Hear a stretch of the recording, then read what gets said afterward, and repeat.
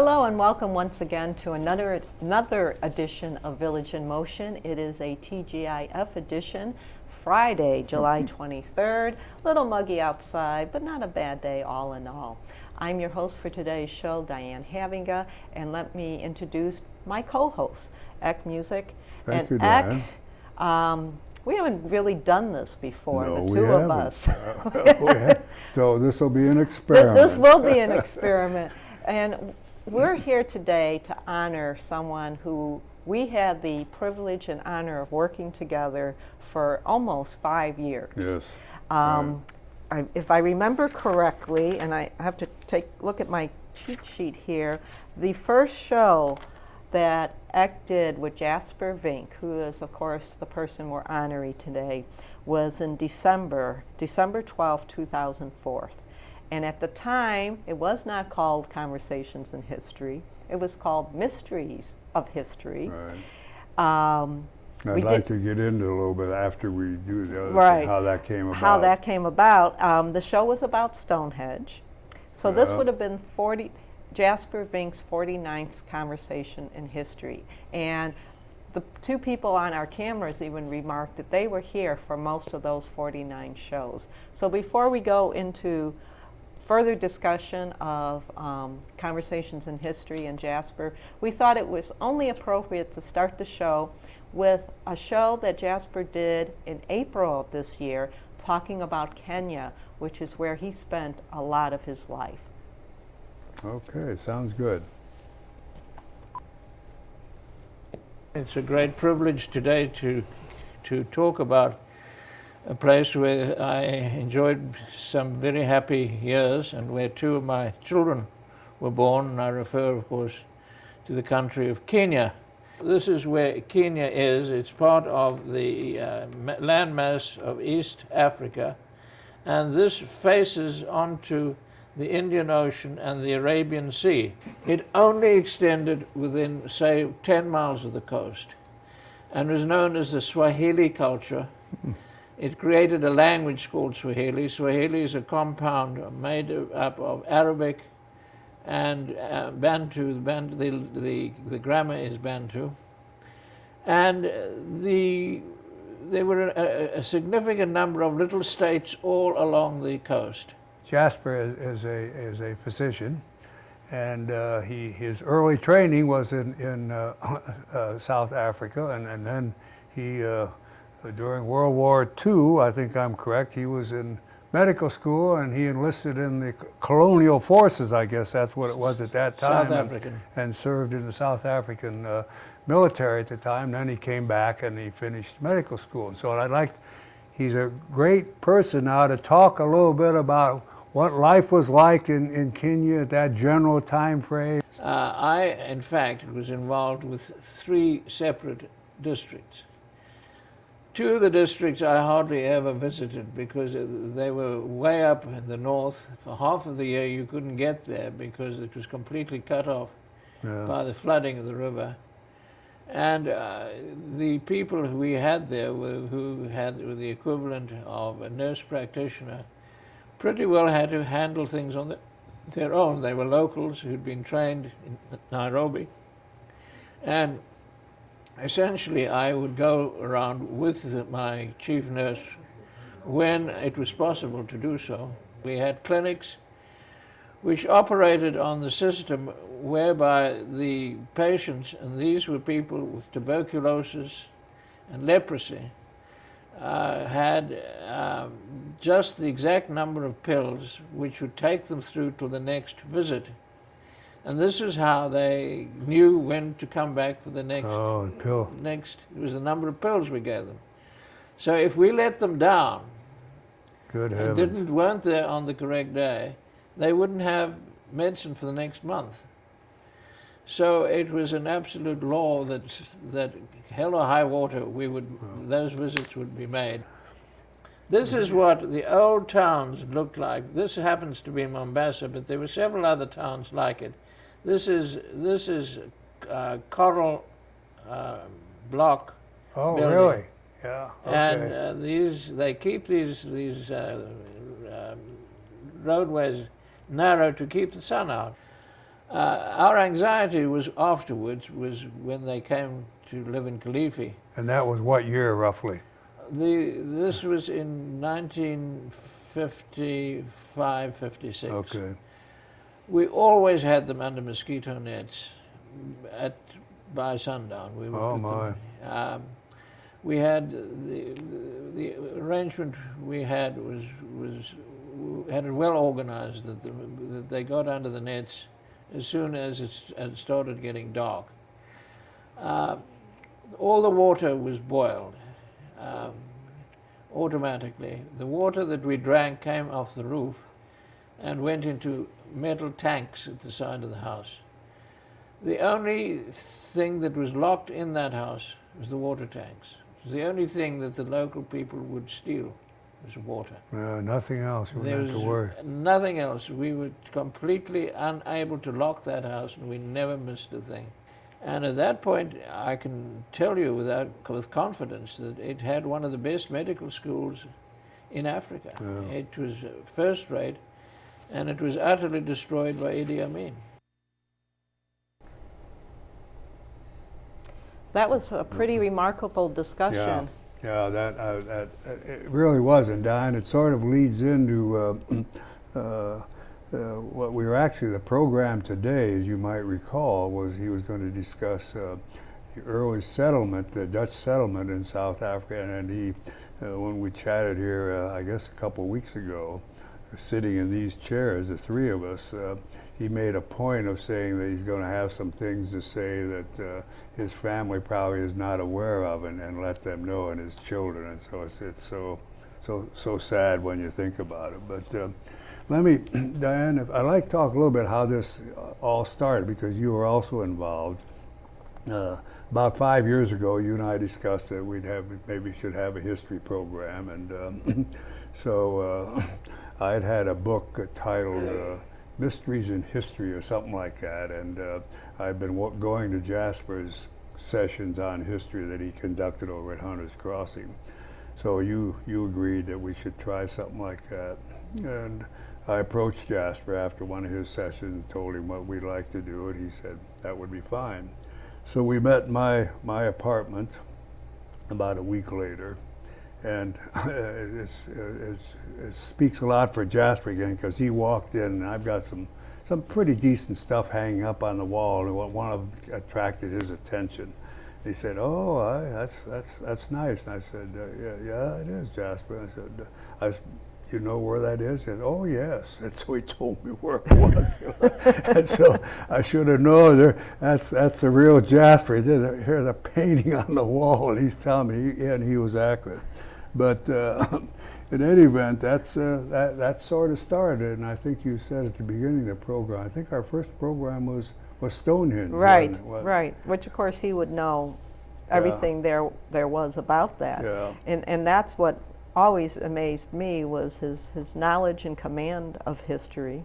Yeah. And if he didn't know something, he would tell you, "I don't really know that person or that subject, but give me a month."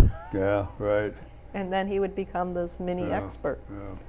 But sort of to start on here again, that I think our audience might be interested, that we sort of got in a routine, the three of us. We would meet twice a year, usually, occasionally 3 times a year, and discuss programs of what we should do, and we all had our notes and so forth. And then my routine with him was that once we decided on the programs, we'd meet at his house at 3 o'clock tea. It was always 3 o'clock. We'd always have tea. And while Thelma was still there, she used to kid us a little bit about I think I made it to one of those teas, if I remember correctly. But I only made to one. I don't. He didn't invite me after that. Well, it worked out well, and he always had cookies there, and I'd knock on the door, he'd say, "Come in," and I'd sit down, he'd walk the kitchen, fix the tea, and when Thelma was still there, she'd say, "Now, Jasper, be sure and offer X some cookies." Now, I'm sitting there, and she's sitting over there. But anyway, it was sort of a lovely routine, to be real candid with you. And so we would discuss the programs, and there are a lot of funny little things that happen at times, if I can sort of recount some of them. And again, you might jar my memory, because I'm sure you're aware of some of these. But when we talk about a certain thing, we get in some subject, and I'd say, well, I'm not really that familiar with that, Jasper. He said, well, just a second, Eck, I think I've got something. So he'd wander off into that second bedroom that he had, which was lined with books and magazines and God knows what else. And a few minutes later, he'd come shuffling back out, not in his slow walk. And he'd hand me something. He said, now I think this will really cover what we're going to be talking about. And it usually did. The other sort of engaging thing that occurred there at times, particularly after Jasper and I got to know each other well, we both felt that we were both very comfortable with it. He liked me and I liked him, and it was obvious to both of us. I used to kid him. You might recall this, Diane. He'd have his little white pads that he'd write out and what he was going to his program. And our routine normally was I'd come in and I'd have an outline, and then I'd start and I'd say, Jasper, I think this would be a good outline the way we do it, and then he'd talk and then we'd reach agreement. But I always had my little yellow legal pads. He had these little white slips of paper, and it was his writing was awful. Because he was a doctor. Well, exactly. And I kidded, though, because the one time I really looked at it closely, he had a suggestion for the opening, and he said, Eck, I've even written it down for you here. And I said, well, that's fine, let me see it. And he handed it to me, it's this little script, and I said, Jasper, how in the expect me to read this? I said, this is awful. I said, you're just like, and I'm the same comment, you're just like a typical doctor. I said, well, he sort of laughed and not even emphasized. I took out my little magnifying glass to see if I could get the thing. But he was just a very, very unusual person. And Diane, the other thing, and I think you probably caught it,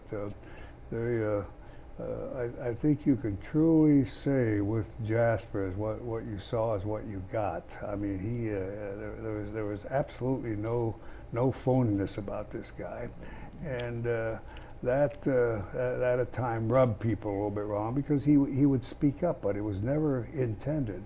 His love of history was so much that at times you could actually see his eyes glistening, because he just liked it. He just liked to talk about anything. I don't care what it was, but historical, and he would enjoy it. And he was very honest about telling you if he did not know the subject. Yes. And the perfect example was when, and I'm not sure why I decided we needed to do something about Thomas Jefferson. Right. But okay.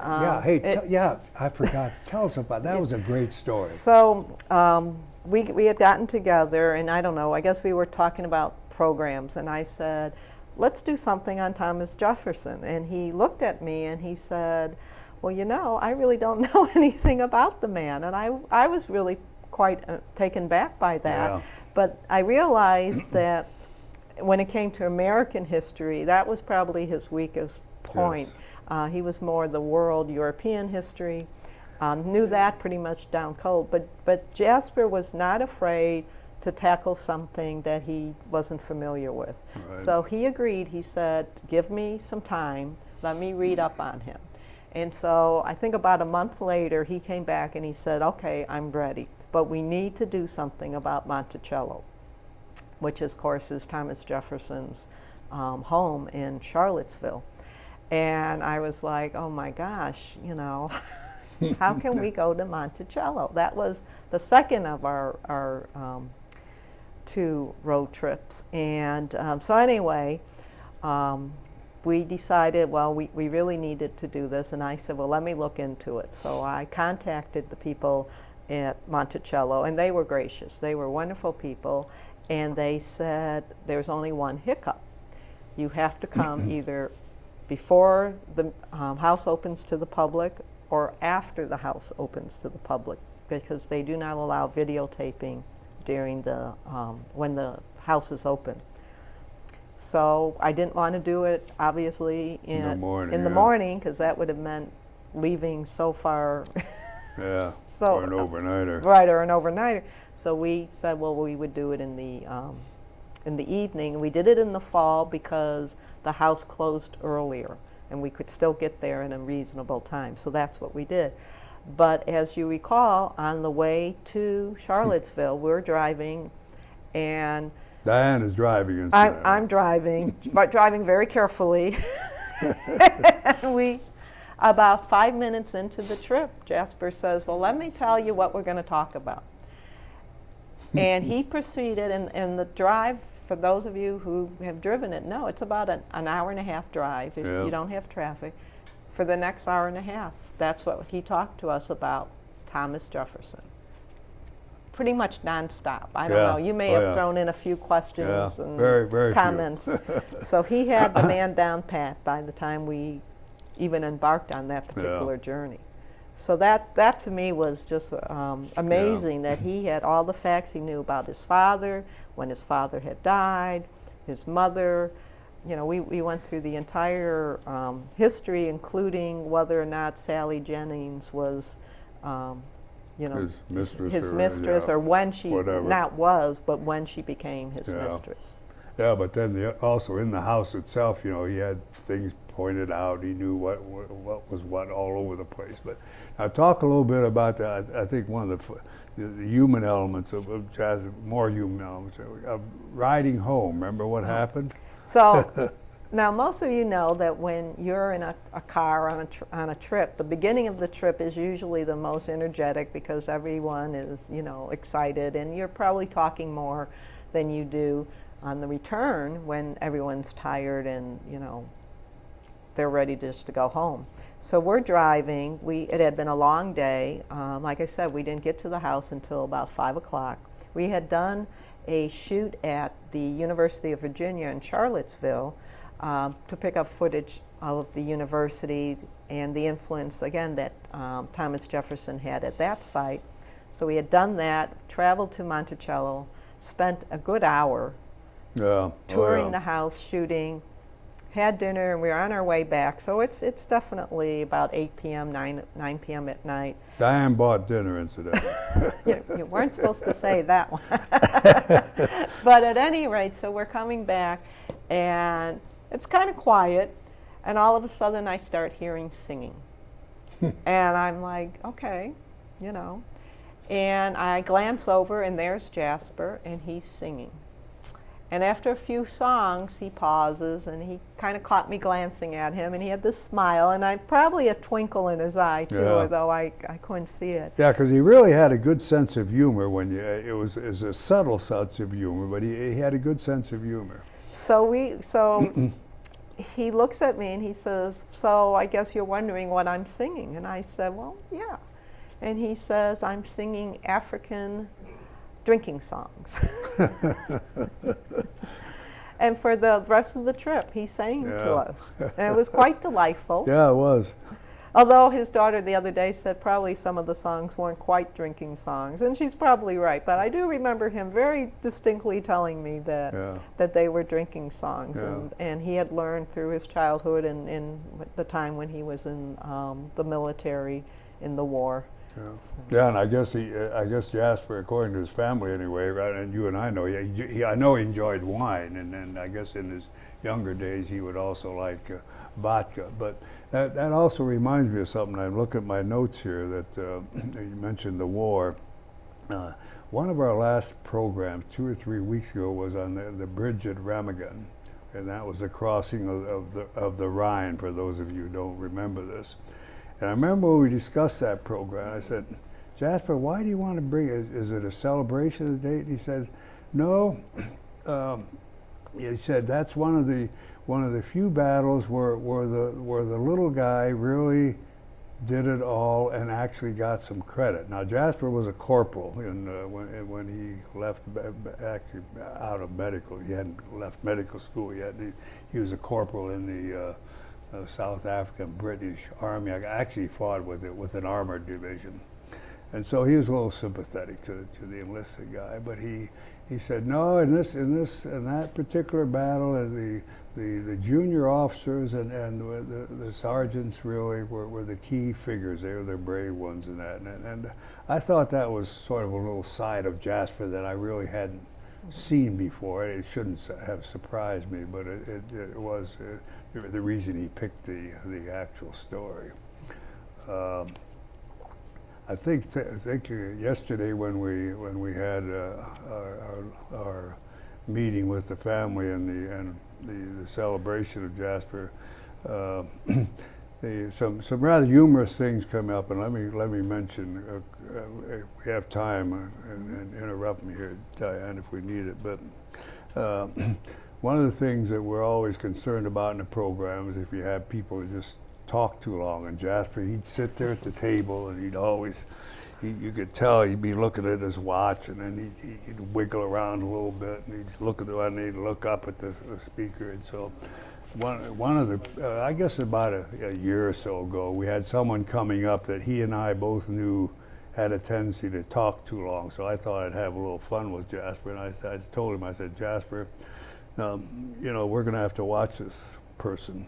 I'm not going to say it was a man or a woman or somebody get on me here, but I said, and I can't give you this, so Jasper, I'm going to be, when I'm sitting back, when he goes too long, I'll start doing this. You'll hear him. He looked at me. Anyway, make this long story short, the guy was starting to, the person was starting to press it.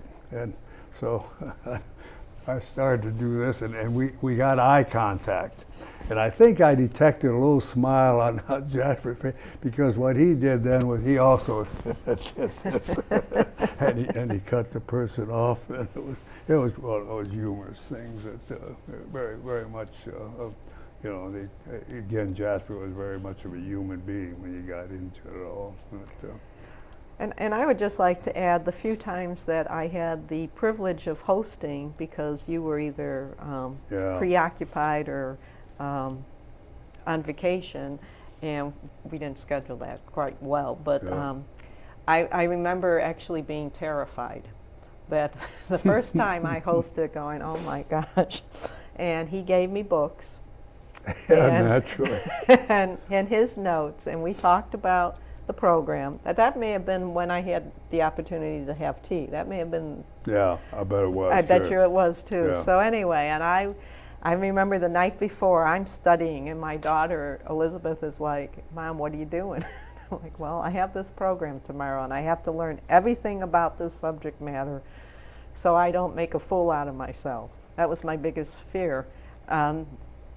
So we did the program, and afterwards, Jasper said to me, anytime Eck isn't available, please. Yeah. Well, and he said that to me, incidentally. He said that, happened that Diane would be very nice, Eck. So I was like, phew. Diane, let me. Before our program's over, you need to say something about this, and let me say something first. Just the brief version of that program, and that was really your idea on this one. And well, go ahead, and then I've got something to say. Well, as I mentioned, we did three. I consider them 3 road trips. Although the first road trip we did, none of us traveled to do it at the time. I had the opportunity of going to Greece 3 times with my family. So I, of course, had a video camera. I have all this footage on Greece, and I kept saying to Jasper, we need to do something on Greece. I have this footage. And so he agreed to look at what we had.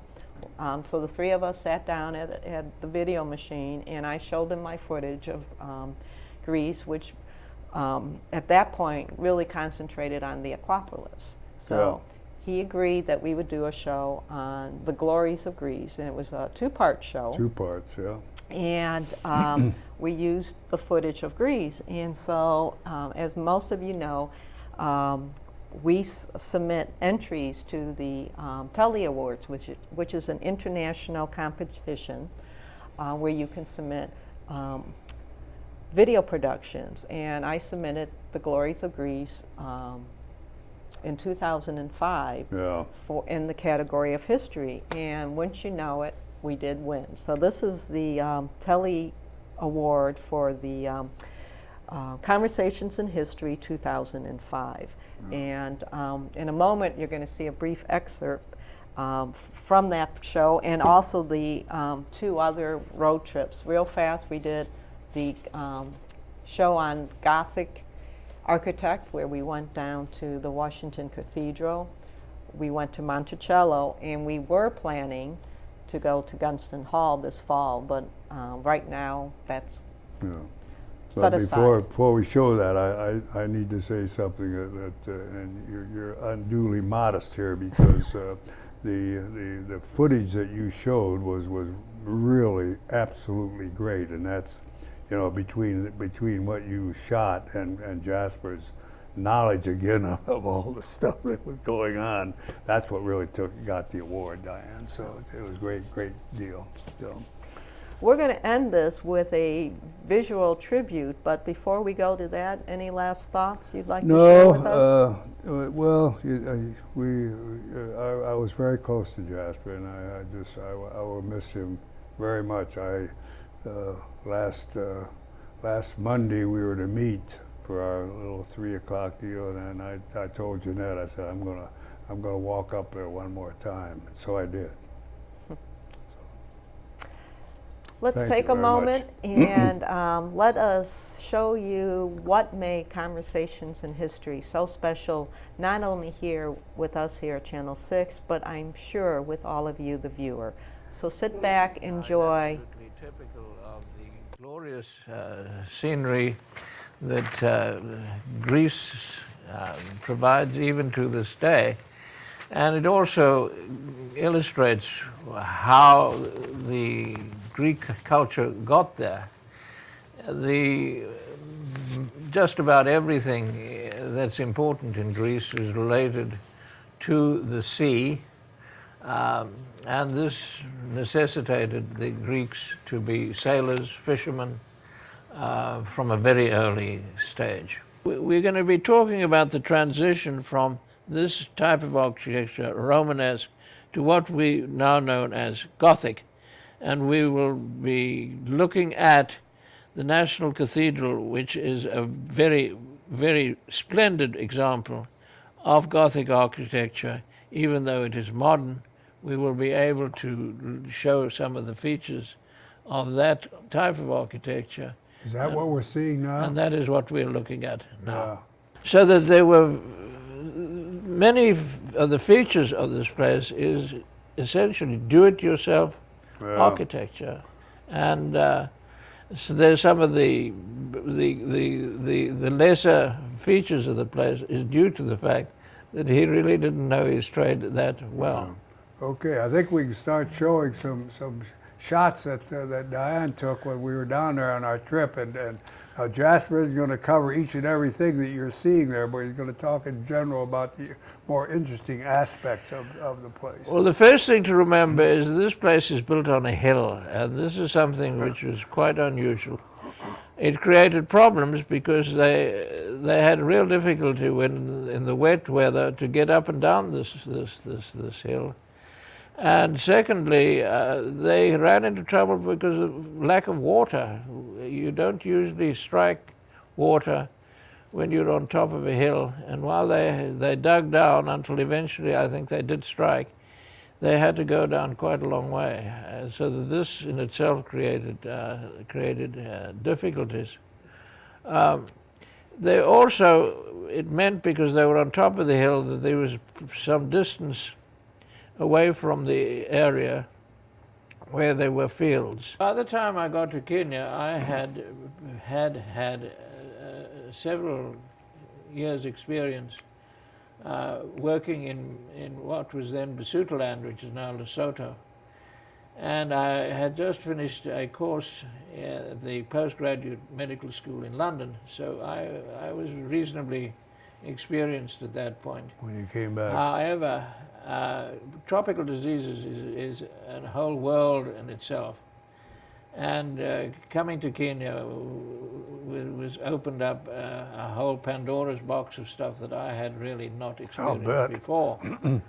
And I can tell you, one of the things that was of considerable concern and anxiety to ourselves always was the destiny of our families, because we had to be certain, or reasonably certain, that they would not get malaria among other tropical diseases. So, and the onus of it so doing fell very much on our wives. Mm. And the hygiene of the kitchen was another area that was very important, and taking care of things like water. Now, where did you actually live when you were there? We started off right at the beginning working in the hospital in Mombasa. I got my feet wet there, and we then was posted to the rural district 60 miles north of Mombasa. Jasper's last show with us was June 26th of this year.